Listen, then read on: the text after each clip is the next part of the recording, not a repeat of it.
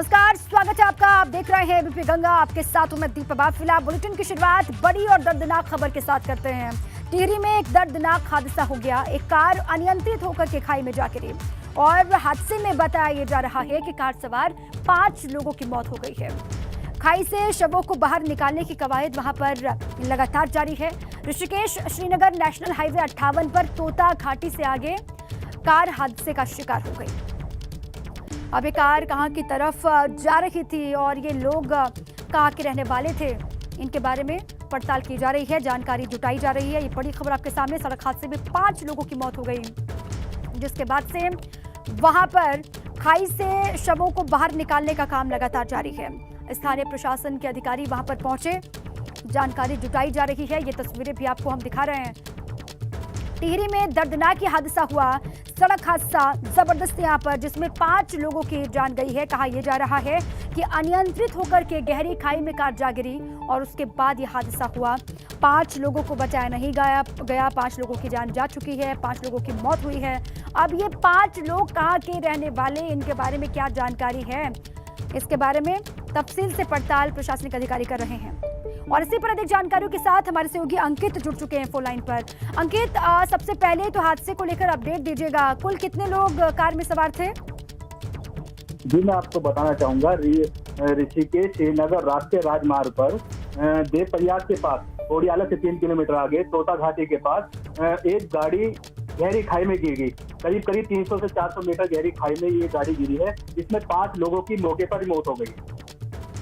Car में कुल 5 लोग ही सवार थे, जिनकी सभी की जान जा चुकी है। अंकित जी, मैं बताना चाहूंगा, जानकारी के अनुसार कार में 5 लोग ही सवार थे, जो शादी का सामान लेकर चमोली जा रहे थे, जिनकी मौके पर ही मौत हो गई। अच्छा, ये पांचों के पांचों चमोली के ही रहने वाले हैं अंकित?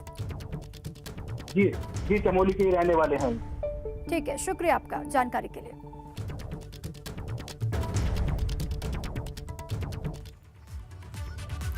अब अगली खबर नैनीताल के भीमताल से है, जहां भारी बरसात के कारण पानी के साथ बहकर मलबा सड़कों में आ गया है। मलबे को देखकर बरसातों के दौरान आपदा की याद ताजा हो गई है यहाँ के लोगों की।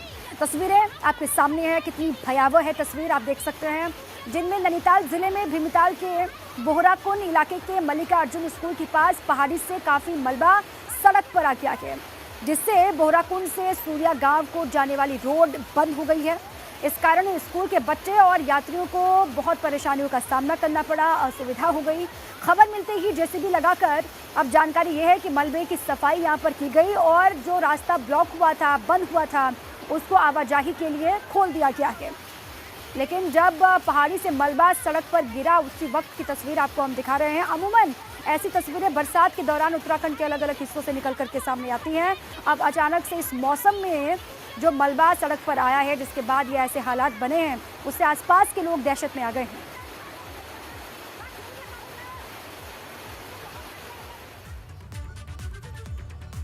अब आगे बढ़ते हैं, बात 4 धाम यात्रा की। उत्तराखंड के 4 धामों की यात्रा अब विधिवत रूप से शुरू हो गई है। चारों के चारों कपाट खुल चुके हैं। 3 मई को गंगोत्री और यमुनोत्री धाम के कपाट खुल चुके हैं, जबकि 6 मई को बाबा केदार के कपाट भी श्रद्धालुओं के लिए 6 महीने के लिए खोल दिए गए हैं। और आज का मौका बहुत खास, आज बद्री विशाल के कपाट पूरे विधि विधान के साथ खुल गए हैं। अब 4 धाम यात्रा की जो शुरुआत है वो विधिवत रूप से हो चुकी है। अगले 6 महीने श्रद्धालु मंदिर में भगवान बद्री विशाल के दर्शन कर सकेंगे और इस पावन मौके पर साक्षी बनने के लिए भारी संख्या में श्रद्धालु बद्रीधाम पहुंचे। रविवार सुबह बद्रीधाम मंदिर के कपाट खुलते ही जय बद्रीनाथ के जय घोष से पूरा आसमान गुंजायमान हुआ और धाम में पहली पूजा और महाअभिषेक पीएम मोदी की ओर से किया गया। इस दौरान उनकी ओर से विश्व कल्याण और आरोग्यता की भावना से पूजा अर्चना, महाअभिषेक समर्पित किया गया। 5 तस्वीरें 4 धाम यात्रा की आपको हम दिखा रहे हैं। आज का दिन बहुत खास था।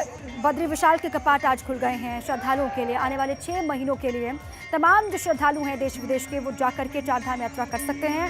3 मई को गंगोत्री और यमुनोत्री धाम के कपाट खुले, उसके बाद 6 मई की तारीख बाबा केदार के कपाट खोले गए और आज 8 मई की तारीख है, जब सुबह शुभ मुहूर्त जो तय समय था 6:15 इस वक्त में बद्री विशाल के कपाट श्रद्धालुओं के लिए खोल दिए गए।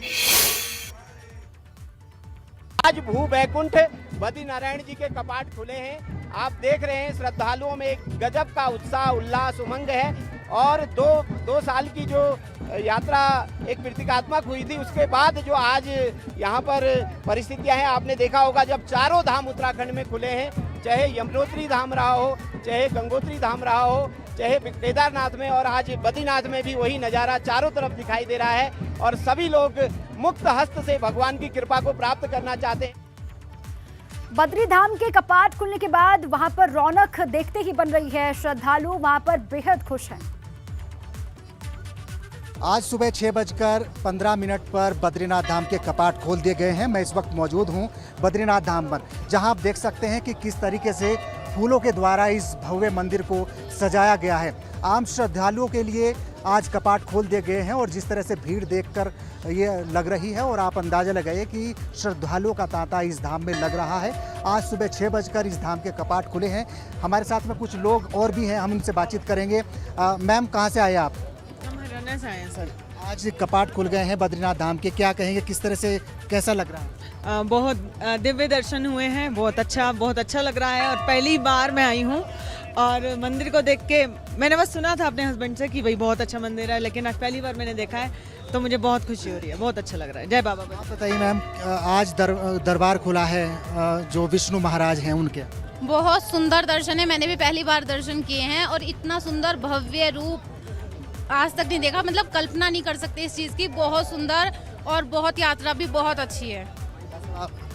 चलिए कुछ और लोगों से भी बातचीत करेंगे जो बिल्कुल यहाँ पर पहुँचे हुए हैं। भाई साहब, आप बताइए कि आज भगवान बद्री विशाल का कपाट खुल चुके हैं, तमाम श्रद्धालुओं के यहाँ भीड़ है, किस तरह से आप देखते हैं? उत्तराखंड में भगवान बद्री विशाल के आज कपाट खुले हैं, ब्रह्म मुहूर्त में कपाट खोले गए हैं। देश विदेश से यहाँ कई श्रद्धालु आए हुए हैं। राज्य सरकार द्वारा भी यहाँ पे बहुत अच्छी व्यवस्थाएं की गई हैं। अब चलिए आपको सीधे ललितपुर लिए चलते हैं। वहां पर मौजूदगी है योगी आदित्यनाथ की, पहुंच चुके हैं सीएम। वहां पर तस्वीर दिखा रहे हैं आपको, विकास कार्यों का निरीक्षण वो लगातार कर रहे हैं। बुंदेलखंड के दौरे का दूसरा दिन सीएम योगी आदित्यनाथ का है और झांसी के बाद ललितपुर की तस्वीरें भी सामने आ रही हैं। वहां पर भी अधिकारियों से वो लगातार जानकारी ले रहे हैं। वहां पर विकास के काम किस तरीके से चल रहे हैं वो जानने की कोशिश सीएम योगी आदित्यनाथ खुद कर रहे हैं। कचरौदा डैम का निरीक्षण करने के लिए पहुंचे हुए हैं। इस वक्त ये तस्वीरें वहीं की आपके सामने स्क्रीन पर है। कचरौदा डैम पहुंचे हैं और वहां पर पहुंच करके देख रहे हैं, बारीकियों को समझ रहे हैं। अधिकारी जो जानकारी देंगे उसको वो खुद देख करके जानने की कोशिश करेंगे, भापने की कोशिश करेंगे किस तरीके से काम चल रहा है। ललितपुर में, झांसी में लगातार वहां के अधिकारियों के संपर्क में, वहां के अधिकारियों से जानकारी लेते रहते हैं। लखनऊ से सीएम योगी आदित्यनाथ, लेकिन अब मौका उन्हीं के बीच में मौजूदगी का है। वहां पर पहुंचे हुए हैं, खुद ग्राउंड पर जाकर के पूरी जानकारी तफसील से वो लेते हुए। इस वक्त ललितपुर के कचरौदा डैम की तस्वीर आपके सामने, और यहाँ के बाद भी उनके तमाम आगे कार्यक्रम हैं और भी हिस्सों में उनको जाना है। जहाँ जहाँ पर भी विकास के कार्य चल रहे हैं उन विकास के कामों को देखेंगे और ये जानने की कोशिश करेंगे कि तय समय के हिसाब से काम चल रहे हैं या फिर नहीं चल रहे हैं। कचनौदा ये डैम है जहां का निरीक्षण करने के लिए पहुंचे सीएम योगी आदित्यनाथ और वहां पर आम लोग भी बेहद उत्सुक हैं अपने मुखिया को अपने बीच में पाकर के। जो स्थानीय कार्यकर्ता हैं, भारतीय जनता पार्टी के स्थानीय नेता हैं, उनसे भी लगातार मिल रहे हैं सीएम योगी आदित्यनाथ और अधिकारियों से वो बारीकी को लगातार समझ रहे हैं। झांसी में इससे पहले अधिकारियों से बातचीत करते हुए, वहां निरीक्षण करते हुए, जल जीवन मिशन योजना के बारे में अधिकारियों से जानकारी लेते हुए तस्वीरें जो सामने आई थी वो हमने आपके सामने रखी। लेकिन अब झांसी से ललितपुर पहुंच चुके हैं सीएम योगी आदित्यनाथ और कचनौदा डैम का निरीक्षण करने के लिए जब पहुंचे उसी वक्त की तस्वीरें हमने आपको दिखाई। और भी बहुत सारे उनके कार्यक्रम हैं, अधिकारियों से पूरी जानकारी वो हासिल कर लेंगे। देखिए, मंत्रियों को भी, जितने भी मंत्री हैं कैबिनेट के, सभी को ये निर्देश है कि आप भी जाइए ग्राउंड पर और हकीकत को देखिए, हकीकत किस तरीके से है, ग्राउंड पर किस तरीके से काम हो रहा है। ये मंत्री भी लगातार भाप रहे हैं और न सिर्फ योगी सरकार के मंत्री बल्कि खुद मुख्यमंत्री योगी आदित्यनाथ भी ग्राउंड पर जाकर के भापने की कोशिश कर रहे हैं विकास कार्यों की गति को।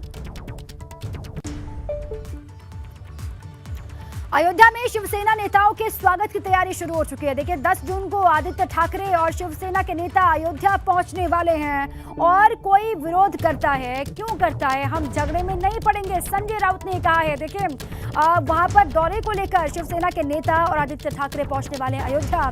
इस दौरे पर संजय राउत का बयान सामने आया। उन्होंने कहा कि कोई विरोध करता है, क्यों करता है, हम इन तमाम झगड़ों में नहीं पड़ेंगे। संजय राउत ने कहा हमें तो श्रद्धा और भगवान से मतलब है, हमें सिर्फ भगवान श्री राम से मतलब है, भगवान से मतलब है, श्रद्धा से मतलब है। हम किसी के झगड़े में नहीं पड़ते हैं, किसी पचड़े में नहीं पड़ते हैं, ना पड़ेंगे, ये संजय राउत ने कहा है। बड़ी जानकारी, तैयारियों में शिवसेना के कार्यकर्ता नेता लग गए हैं स्वागत की तैयारियों में। अयोध्या में 10 जून की तारीख है जब आदित्य ठाकरे और शिवसेना के नेता अयोध्या पहुंचेंगे। मैं इतना ही जानता हूं कि अयोध्या में शिवसेना की स्वागत की तैयारी शुरू हो गई और बहुत जोर से स्वागत किया जाएगा। प्रभु श्री राम सबके भगवान है, एक धर्म के नहीं है, सबके लिए उनका आशीर्वाद रहा है देश के लिए। लेकिन कोई नकली भाव से जाता है या राजनीतिक भाव से जाता है या किसी को ऊंचा नीचा दिखाने के लिए जाता है तो प्रभु श्री राम जी का आशीर्वाद नहीं मिलता, वहाँ विरोध होता है। अब उद्धव जी हो, उनसे पहले हम सब लोग आंदोलन में रहे, अभी भी उद्धव जी मुख्यमंत्री होने के बाद वहाँ चले गए थे। अभी आदित्य ठाकरे जा रहे हैं, आदित्य ठाकरे अयोध्या में 10 जून को जाएंगे। 10 जून की तारीख लगभग तय हो गई है और आदित्य ठाकरे जी के साथ महाराष्ट्र से नहीं तो पूरे देश से शिवसैनिक, युवा सैनिक, पूरे उत्तर प्रदेश में शिवसेना के साथ जुड़े हुए सभी लोग अयोध्या में 10 जून को अपना वहाँ दर्शन देंगे, प्रभु राम जी आशीर्वाद लेंगे, प्रभु राम जी का तैयारी चल रही है। और देखिए वहीं राज ठाकरे ने 5 जून को अयोध्या पहुंचने का ऐलान किया है। उनका ये ऐलान आस्था का कम और धर्म युद्ध का हिस्सा ज्यादा दिखाई दे रहा है, ऐसा लगता है। लेकिन सियासत सिर्फ एक तरफ से नहीं हो रही है, सियासत तो एक दूसरे तरफ से भी शुरू हो गई है। राज ठाकरे को अब भाजपा सांसद बृजभूषण सिंह ने लिखित में चेतावनी दे दी है। उन्होंने हाईवे पर जगह जगह राज ठाकरे को चेतावनी देने वाले पोस्टर लगा दिए हैं, तो दूसरी तरफ भाजपा इस विवाद से खुद को अलग करते हुए दिखाई दे रही है।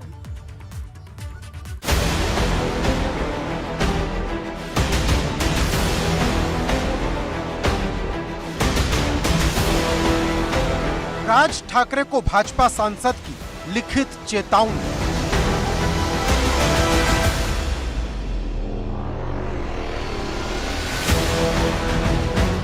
अयोध्या की सीमा पर बृजभूषण रेखा, और मैं किसी भी कीमत पर उसको लखनऊ एयरपोर्ट के बाहर नहीं आने दूंगा। जो राज ठाकरे उत्तर भारतीयों के खिलाफ बयानबाजी कर महाराष्ट्र में अपनी सियासत चमकाते थे, उन्हें अब उनके ही पुराने बयान भारी पड़ रहे हैं।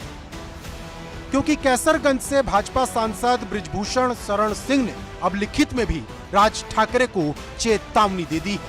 राज ठाकरे को चेतावनी देने वाला जो पोस्टर अयोध्या जाने वाले हाईवे पर जगह जगह लगा, उसमें 5 जून को अयोध्या चलो भी लिखा है और बड़े बड़े अक्षरों में यह भी लिखा कि उत्तर भारतीयों को अपराधी कहने वाले राज ठाकरे माफी मांगो या फिर वापस जाओ। और नीचे की तरफ चेतावनी के रूप में लिखा है, बिना माफी मांगे अयोध्या आने पर हम उत्तर भारतीय राज ठाकरे का विरोध करेंगे।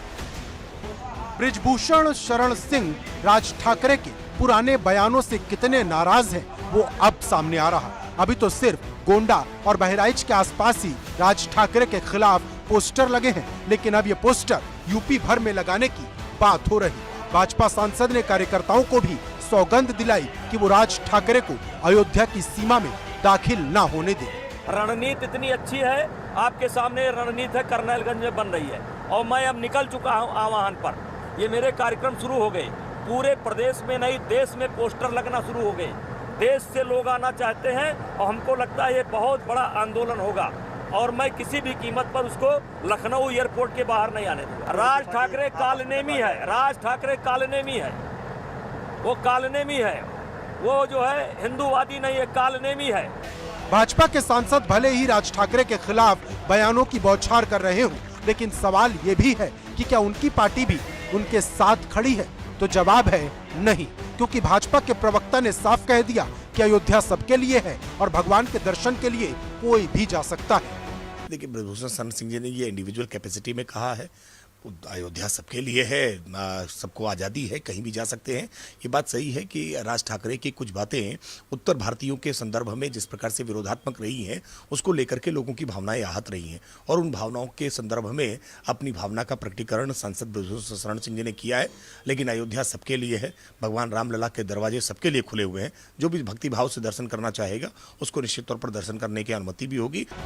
राज ठाकरे पर भाजपा के सांसद गरम हैं और भाजपा के प्रवक्ता नरम, और कांग्रेस इसे नूरा कुश्ती बता रही। कांग्रेस के वरिष्ठ नेता प्रमोद तिवारी ने कहा, राज ठाकरे कहीं गर्दिश में खो गए थे और भाजपा उन्हें ढूंढकर बाहर लाई। देखिए, राज ठाकरे कहीं गर्दिश में खो गए थे, भारतीय जनता पार्टी ने उन्हें ढूंढ के निकाला है और महाराष्ट्र की अगाड़ी सरकार के खिलाफ खड़ा किया है, पूरा समर्थन उनका है। इसी तरह ओवैसी को जाने अनजाने ये दोनों वही बयान देते हैं, वही पटकथा जो भाजपा की है उसको दोहरा देते हैं। राज ठाकरे पर यूपी की राजनीति गर्म हो गई है। यूपी ही नहीं, बिहार वाले भी राज ठाकरे के बयान से खफा हैं। जेडीयू यूपी के प्रदेश अध्यक्ष ने भी सीएम योगी से मांग की है कि वो राज ठाकरे से न तो मुलाकात करें और न ही यूपी की सीमा में घुसने दें। Bureau report, ABP Ganga. Prayagraj से बड़ी खबर है। एसएसपी अजय कुमार ने बम्पर तबादले किए हैं। 148 पुलिसकर्मियों को इधर से उधर किया गया। कई सालों से थानों और चौकियों में जमे हुए थे।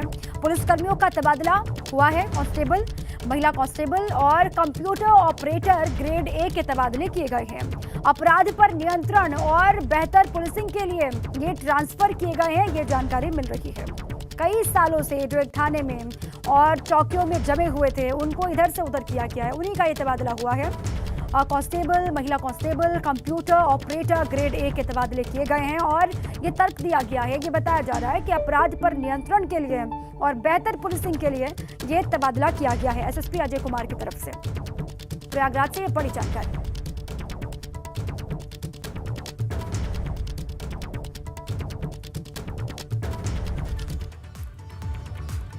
जीआरपी प्रयागराज को बड़ी कामयाबी मिली है। प्रयागराज जंक्शन रेलवे स्टेशन के प्लेटफॉर्म नंबर 4 पर चेकिंग के दौरान जीआरपी की टीम ने 81,20,000 रुपए से भरे सूटकेस के साथ एक व्यक्ति को पकड़ा है।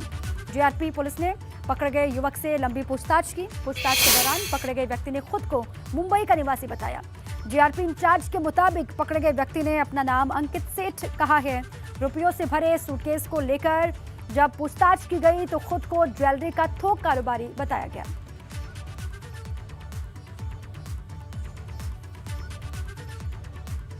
$80 लाख से ज्यादा की रकम पकड़ी गई है। अब इस रकम के बारे में लगातार पूछताछ हो रही है, जांच पड़ताल भी की जा रही है इस शख्स से पूछताछ, लेकिन ये कहा जा रहा है कि पूछताछ में वो सहयोग नहीं कर रहा। व्यक्ति का नाम अंकित सेठ है, इसके पिताजी का नाम भोलानाथ सेठ है। ये मुंबई का रहने वाला है। ये सोने चांदी के गहने बना के यहाँ के व्यापारियों को बेचता था और संकलित धन करके लेके जाता है। इसके प्रयागराज रेलवे स्टेशन के प्लेटफार्म नंबर 4-5 पे बैग लेके मिला। इससे पूछा गया तो ये सही जवाब नहीं दे पाया। चूँकि 81,20,000 के आसपास धनराशि उसके पास थी, जिसे आयकर विभाग की टीम को बुला के प्रयागराज के उसको सुपुर्द किया गया। बाराबंकी में श्री राम स्वरूप यूनिवर्सिटी के बाहर मामूली कहासुनी के बीच छात्रों के 2 गुटों में हुए आपसी विवाद में खूनी संघर्ष हो गया। इस पूरे विवाद में छात्रों ने 2 लोगों पर चाकू से जानलेवा हमला कर दिया, जिससे हमले में एक छात्र की दर्दनाक मौत हो गई है। पुलिस के अनुसार मृतक छात्र का नाम सुयश सिंह बताया जा रहा है। बाराबंकी के नगर कोतवाली क्षेत्र में आने वाली गदिया चौकी में स्थित है SRM यूनिवर्सिटी। स्वरूप यूनिवर्सिटी के पास तवा ढाबे के पास 2 गुटों में मारपीट हो गई, जिसमें चाकू लगने से सुयश सिंह पुत्र घनश्याम सिंह घायल हो गया। उसे इलाज के लिए प्राथमिक चिकित्सालय देवा ले जाया गया, वहाँ से जिला अस्पताल रेफर कर दिया गया। जिला अस्पताल में इलाज के दौरान उसकी मृत्यु हो गई। तहरीर प्राप्त हुई है, मुकदमा दर्ज किया जा रहा, पोस्टमार्टम के लिए बॉडी को सील कर दिया गया है। और इसी के साथ ही बुलेटिन में अभी के लिए बस इतना ही। खबरें लगातार जारी हैं, आप रहिए हमारे साथ।